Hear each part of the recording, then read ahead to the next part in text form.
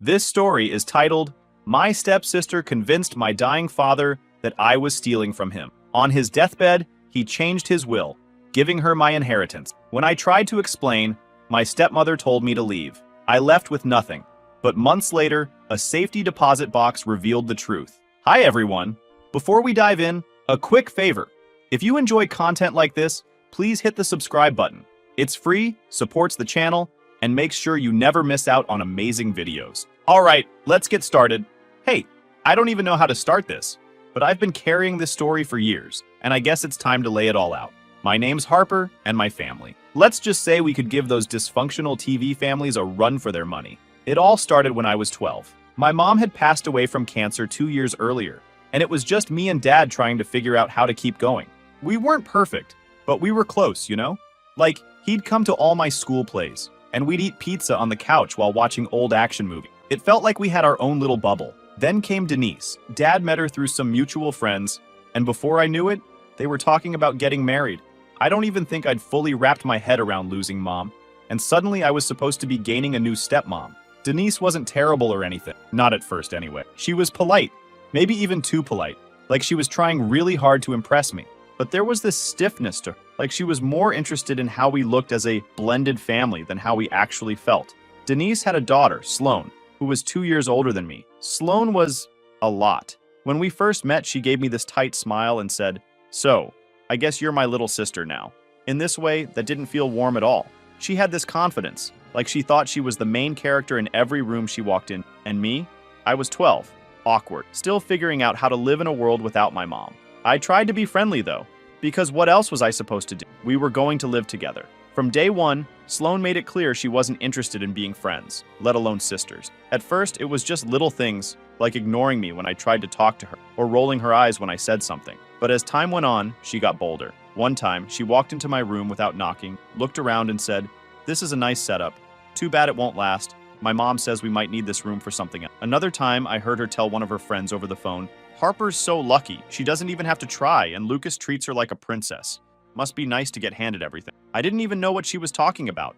I got good grades, kept to myself, and tried to stay out of trouble. But Sloane always seemed to find a reason to make me feel like I didn't belong in my own. I tried talking to Dad about it a couple of times. I'd say things like, "Sloane doesn't like me and she's mean when you're not around." But Dad didn't get it. He'd sigh and say, "Harper, she's just adjusting. It's hard for her too. Give it time." Denise wasn't any help either. She'd always smile and say, "Teenage girls can be tricky, can't they?" Like Sloane and I were just two cats hissing at each other for no reason. Eventually, I gave up trying to explain. I figured if no one was going to take me seriously, I might as well deal with it on my own. So, I buried myself in school and focused on the things I could control. I got good grades and stayed out of Sloane's way as much as possible. I thought maybe if I just ignored her, she'd get bored and leave me alone. By the time we were teenagers, Sloane had perfected the art of being two-faced. Around our parents, she was all smiles and, "Oh, Lucas, let me help you with that." But when it was just the two of us, she'd make these little digs that made me feel about 2 inches tall. If I got a compliment from Dad, she'd find a way to one-up me. If I did something cool, she'd downplay it. It was like she needed to remind me that she was in charge, even if it didn't make sense. I went off to college when I was 18, and honestly, it was a relief. I loved Dad, but being in that house with Sloane and Denise had started to feel suffocating. I finally had space to breathe and be my own person. I graduated, got a decent job as a project coordinator, and started building my own life that I was proud of. Sloane, on the other hand, was still bouncing between failed business ideas and part-time jobs. Every time something didn't work out, she'd come running to Dad, and he'd always help her. "Need money for a new car? Dad's got you. Credit card debt piling up? Don't worry, Dad will cover it."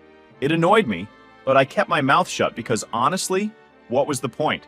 Dad wanted to help her, and it wasn't my place to tell him otherwise. Then, 3 years ago, everything changed. It started with little things. Dad seemed tired all the time, but he'd shrug it off and say, "I'm just getting older, Harper.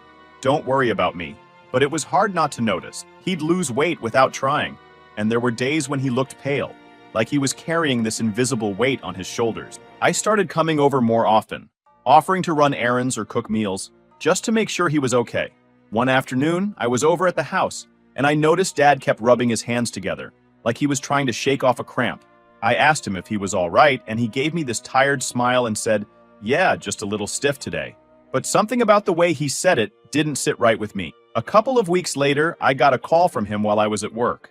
His voice sounded shaky, and he said, "Harper, I need to tell you something. Can you come over?" I dropped everything and drove straight to the house, my mind racing the whole way there. When I walked in, he was sitting at the kitchen table with Denise, who looked more serious than I'd ever seen her. "I went to the doctor," Dad said, his voice quiet but steady. "They ran some tests and it's leukemia." I froze. I didn't even know what to say. I just sat there trying to process what he'd just told me. Leukemia. The word hung in the air like it didn't belong in our house, like it was some kind of mistake. But it wasn't. It was real. And that's how everything started to unravel. I thought I knew what hard times looked like, but this was a whole new level. Suddenly, all those little family tensions seemed so small. Dad's health became the only thing that mattered. I threw myself into being there for him, driving him to appointments, sitting with him through endless rounds of chemo, and trying to keep the house running. It wasn't easy, but I told myself it was worth it. I wanted to make sure he felt supported. Sloane's reaction caught me off guard. I expected her to either back off entirely, she was never great at dealing with real responsibility, or swoop in just enough to say she tried. But she started showing up more than ever. At first, I thought maybe she was stepping up, finally trying to be there for Dad. But it didn't take long for me to notice that her presence wasn't exactly helpful. Whenever I was with Dad, Sloane would find a way to interrupt. She'd shoo me out of the room. "Dad and I need some time to talk."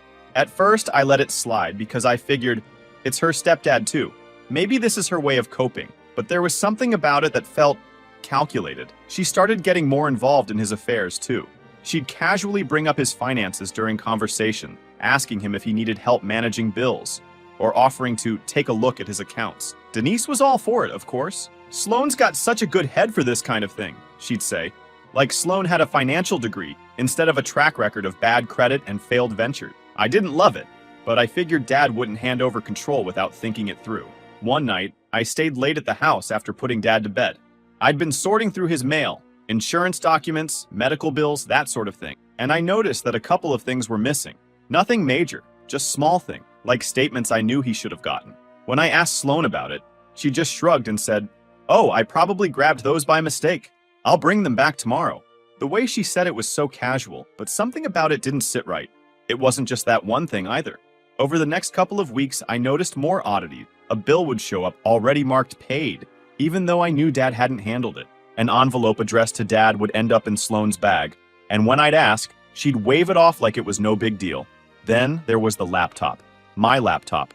I'd been using it to track some of Dad's appointments and organize paperwork while I stayed at the house. One day, I went to grab it from the desk in the guest room, and it was just gone. I searched everywhere. Under the bed, in the closet, even in the kitchen cabinets. It wasn't like I'd taken it anywhere. I asked Sloane if she'd seen it, and she gave me this smug little smile and said, "Why would I know where your stuff is?" At the time, I figured maybe I'd misplaced it, or maybe it had accidentally gotten packed up in some of Dad's stuff. But deep down, I had this nagging feeling that it wasn't an accident at all.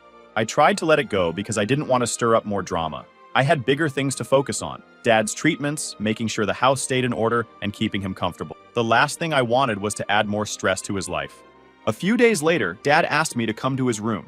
He looked worse than I'd ever seen him, completely drained, and the tension in the air was impossible to ignore. Denise was standing by the door, arms crossed like she was ready to call security, and Sloane was sitting next to Dad on the bed, holding his hand like she'd been there for him all along. I didn't know what was going on, but I knew it wasn't good. "Harper," Dad said, his voice barely above a whisper. "Sloane showed me something and I need you to explain it." My stomach sank. "What are you talking about?" I asked, trying to keep my voice calm. Sloane reached over to the bedside table and grabbed my laptop. The laptop I'd been searching for all week, and flipped it open. She turned the screen toward me, and there it was. Bank statements showing money being transferred out of Dad's accounts into some offshore account under my name. I froze. It was obviously fake, but it looked real enough to make me feel like I was losing my mind. "What is this?" I blurted, my voice shaking. "This isn't real. I've never seen these before." Sloane sniffled dramatically, wiping at non-existent tears. "I didn't want to say anything, Harper," she said, her voice quivering just enough to sell the act. "But I couldn't keep this from Dad. He deserves to know the truth." Before I could even respond, Denise jumped in, her voice like nails on a chalkboard. "How could you do this, Harper? After everything your father has done for you? You've been stealing from him while he's sick? You're disgusting." "No, that's not what happened," I shot back, my voice rising as I looked at Dad. "You know me, Dad. I would never do this. This is all fake. Sloane's lying. She's setting me up. Oh, give it a rest, Denise snapped, rolling her eyes. You got caught, Harper. Just own it. You've put him through enough already. Dad, please, I begged, ignoring Denise. You've known me my whole life. I would never hurt you like this. You have to believe me.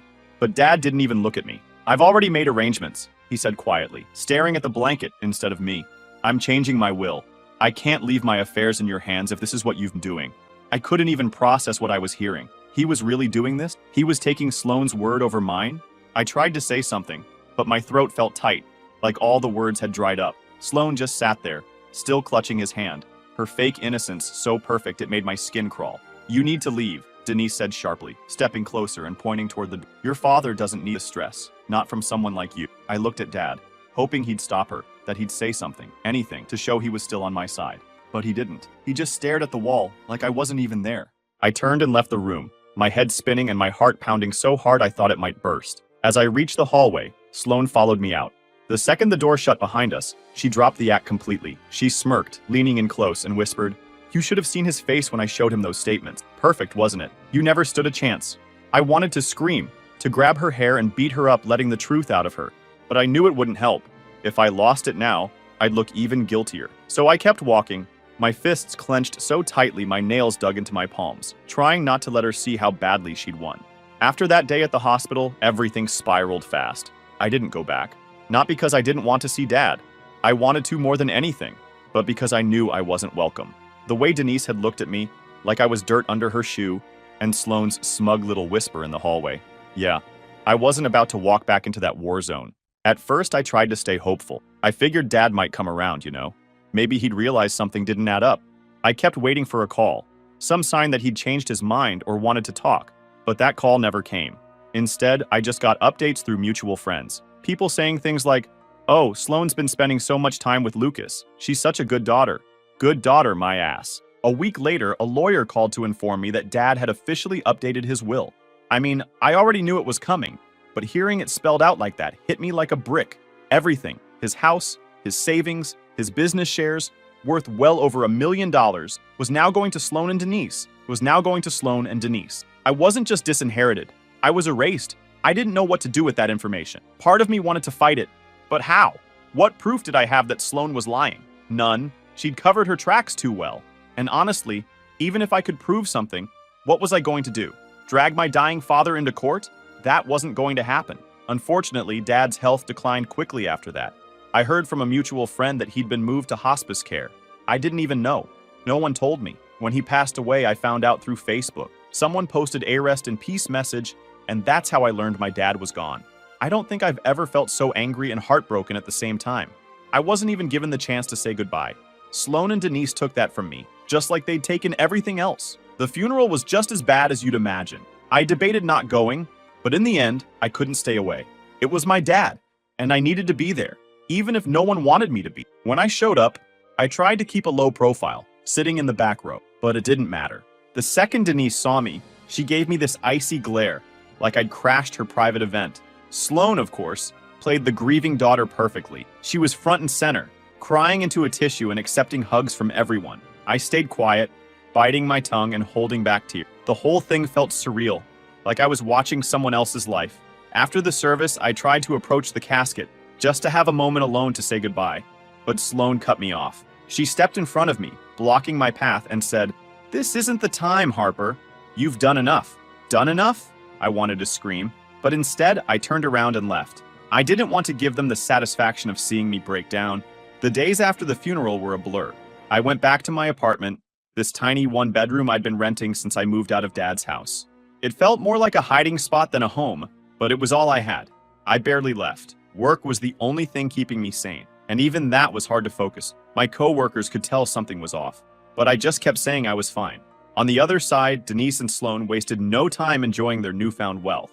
While they hadn't gained access to all of his accounts yet, they seemed to find ways to fund their lavish lifestyle. Sloane upgraded her car to a brand new luxury SUV and started flaunting expensive vacations on social media. Denise, meanwhile, hosted elaborate dinners and bought jewelry that clearly hadn't come from her personal savings. They acted like they'd already hit the jackpot, even as the full estate transfer was still in progress. Meanwhile, I was left trying to rebuild my life, completely shut out of what should have been mine. But one night, I was trying to make sense of everything. That's when I remembered something Dad had told me years ago. He'd been talking about planning for the unexpected, and he'd said something like, "That's why I keep a safety deposit box at the bank, just in case." At the time, it hadn't seemed like a big deal, but now it felt like a lifeline. I didn't know what was in the box, or if it would even help, but I had to find out. The next morning, I called the bank. I explained the situation as best I could without sounding completely desperate. I wasn't sure if I'd even still have access to the box, but the person on the phone told me I was listed as an authorized user. That was the first good news I'd had in weeks. When I got to the bank, I asked to speak with someone who could help me access the box. They brought out a manager, a guy who looked like he'd been working there forever. He greeted me politely, but with that no-nonsense kind of vibe, like he wasn't going to waste time. He pulled up the account on his computer and nodded. "Your father mentioned this box to me a few times," he said. "He said it was for emergencies. Let me pull up the records and make sure everything's in order." I sat there, clutching my purse like it was the only thing tethering me to reality. My mind was racing. What if there was nothing useful in the box? What if it was just some old papers or sentimental junk? But even if it was a long shot, I had to know. The manager looked up from his computer. "All right," he said. "The box is still here, and you're listed as an authorized user. Would you like to access it now?" I agreed, and as we approached the vault, my heart was pounding so loudly I thought he might hear it. I had no idea what I was walking into, but for the first time in weeks, I felt like I had a sliver of control. The manager escorted me to a private room and placed the metal box in front of me. It felt heavier than it should, like it carried more than just documents. Once he left, I stared at it for a moment, then unlocked the latch. Inside, I found a few documents, neatly arranged, and a sealed envelope with my name written on it in Dad's handwriting. My breath caught in my throat. I hadn't seen his handwriting since the last birthday card he'd given me. When I opened it, there was a letter inside. It wasn't long, but the words hit me like a punch to the chest. "Harper, if you're reading this, things must not have gone as planned. I've kept this box for years as a safeguard, just in case. There's always been a part of me that worried about Sloane's motives, but I never wanted to believe it.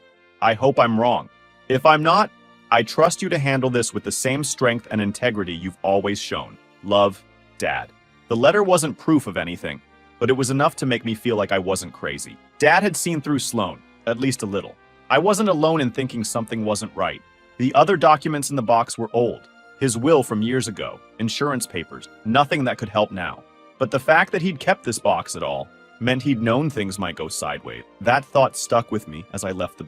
A few weeks passed, and I kept turning the situation over in my head. I didn't have much to go on, but I couldn't let it go. Something told me there was more to Sloane's story, and I just had to find it. That's when I got a call I never expected. It was from a guy who introduced himself as a tech contractor. He told me he'd done some freelance work for Sloane, and now he was trying to get in touch with her because she hadn't paid him the full amount she owed. He didn't go into detail at first, but the more we talked, the more I realized he might have the missing piece I'd been looking for. "She hired me to create some fake documents," he admitted eventually. "I didn't ask questions, but now that I know what they were used for, I'm not okay with it. I've got emails, payment records, everything."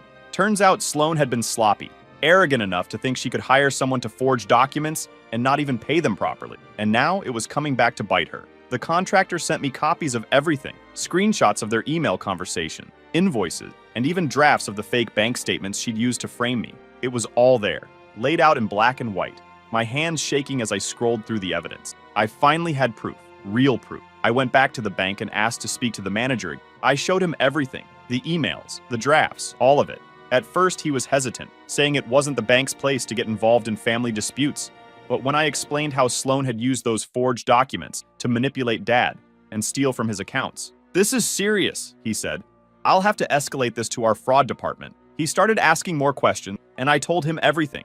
How my laptop had gone missing, how Sloane had convinced Dad to change his will, and how I'd been completely cut off from his life in his final weeks. He didn't say much, but I could see the gears turning in his head. A few days later, I got another call from the bank.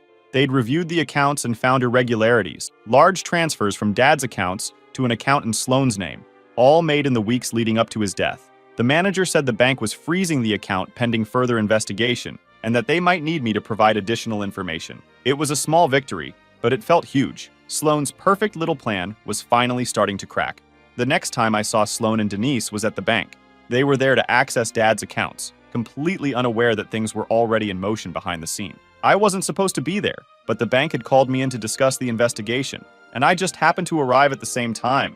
Sloane's face when she saw me was priceless. She looked nervous. Denise, on the other hand, tried to keep up her usual air of superiority. "What are you doing here?" she asked, her voice dripping with disdain.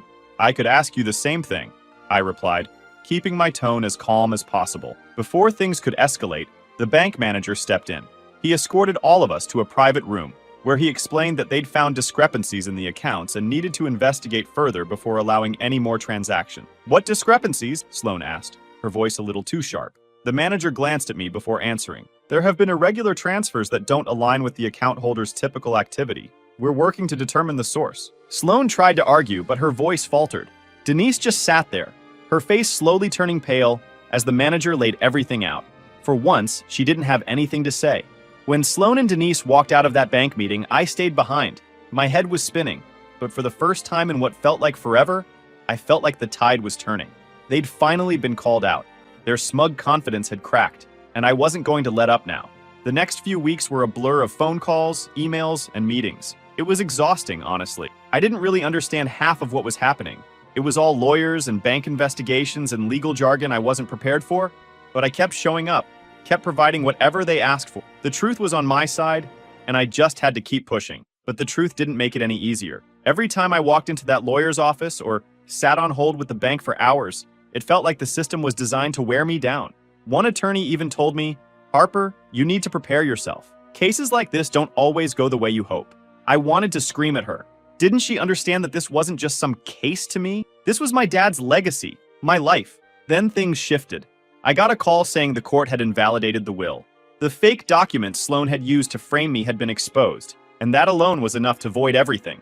The estate, the house, the savings, everything was restored to its original terms. It was all mine. I sat there on the couch after that call, trying to process it. I should have felt triumphant, right? Like I'd won? But all I felt was drained. I wasn't happy or relieved. I was just tired. The fallout for Sloan and Denise was massive. The first big blow came when they had to repay the money Sloan had taken from Dad's accounts. The amount wasn't small, and they didn't have the resources to cover it. I heard through mutual friends that they were scrambling to sell off what little they had left. The lawsuit filed by the IT contractor hit Sloan like a wrecking ball. Not only did it expose her for commissioning the fake documents, but it also dragged her name through the legal system in a way she couldn't control. The court ordered her to pay damages to the contractor for unpaid work, and her financial records were subpoenaed as part of the case. That opened a whole new can of worms. It turned out that Sloan had been dipping into other people's accounts too. Smaller sums here and there from friends, and even her own mother, Denise. Suddenly, Sloan wasn't just a family scandal. She was the subject of local gossip and a formal fraud investigation. Denise tried to defend her, of course, claiming it was all a misunderstanding. But the evidence was too damning. For the first time, their web of lies wasn't just unraveling, it was collapsing entirely. Sloan had to give up the car she'd bought with Dad's money, and Denise ended up moving out of their fancy rental house. It didn't end there. Their social life? Gone. People who had once bent over backward to praise them started pulling away. The same folks who'd gushed about how selfless as Sloan was when Dad was sick were now whispering about how she'd conned her way into his will. It was brutal, but honestly, I didn't feel bad for them. They'd made their choices. Denise tried to act like she'd had no idea what Sloan was doing, but nobody believed her. She'd been there every step of the way, encouraging Sloan and enabling her behavior. Even if she hadn't forged the documents herself, she was just as guilty in my eyes. The first time I saw Sloan after everything came crashing down, I wasn't expecting it. She showed up at the house, my house now, like nothing had happened. "What are you doing here?" I asked, standing in the doorway with my arms crossed. She looked different, tired, defeated. The confidence that had always been such a big part of her was gone. "I just want to talk," she said quietly. "Please, Harper, we're family." I almost laughed. "Family?" I said, raising an eyebrow. "You've got to be kidding me." She flinched but didn't back down. "I messed up, okay? I made mistakes. I didn't think it would go this far." That hit me harder than I expected. She didn't say she was sorry, didn't even admit what she'd done outright. She just didn't think she'd lose. That was all this had ever been to her, a game. "You've got a funny way of defining mistakes," I said. "You lied. You stole from Dad. You tried to ruin my life. Do you even realize what you've done?" Sloane's face crumpled, and for a moment, I thought she might actually cry. "I didn't know what else to do," she said. "I thought you'd get everything, and I'd be left with nothing." "You would have had a family," I snapped. "That's what you threw away, Sloan. Not me. You." She didn't say anything else after that. She just turned and walked away. Denise, on the other hand, disappeared almost entirely. After the investigation wrapped up, She stopped showing up to the social events she used to love. I think she realized pretty quickly that she couldn't talk her way out of this one. People had seen the truth now, and there was no spinning it. I heard through the grapevine that she moved in with a friend in a smaller town, probably hoping to start fresh where no one knew her story. As for Sloane, I have no idea where she ended up. I haven't seen or heard from her since she showed up on my porch that day. For me, life slowly started to rebuild itself. The house didn't feel like home right away. It was too full of memories of Dad and too many reminders of the mess Sloane and Denise had left behind. But I took it one day at a time. I kept the letter Dad had left me from the safety deposit box and framed it. It sits on the mantle now, a reminder that he believed in me even when things got messy. I've been slowly turning the house back into a place that feels like mine. The money Sloane took? Most of it was recovered, but it wasn't about the money. It was about knowing that I hadn't been crazy, that I'd fought for the truth, and the truth had come out. That mattered more than any dollar amount. I still think about Dad a lot. I wish he'd been able to see how things played out. Wish he'd been able to see through Sloane's lies sooner. But more than anything, I wish I'd been able to say goodbye. That's the one thing I'll never get back. And it's the part that hurts the most. Sloane and Denise's lives were absolutely ruined. They lost the money, the house, their reputation, everything they'd schemed to take. And me? I'm still standing. I don't know if I'll ever forgive them. Maybe one day, but not now. Some scars take longer to heal than others. For now, I'm just focused on moving forward and making something good out of the mess they left behind.